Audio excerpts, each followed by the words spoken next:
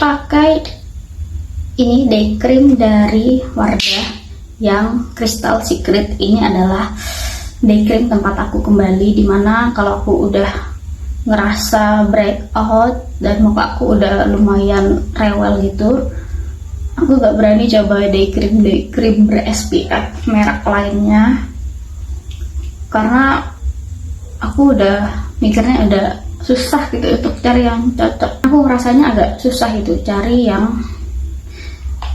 bahannya itu punya bahan aktif seperti ini tapi gak bikin muka aku kusam. Tuh, aku pakainya dikit-dikit rata lah pokoknya.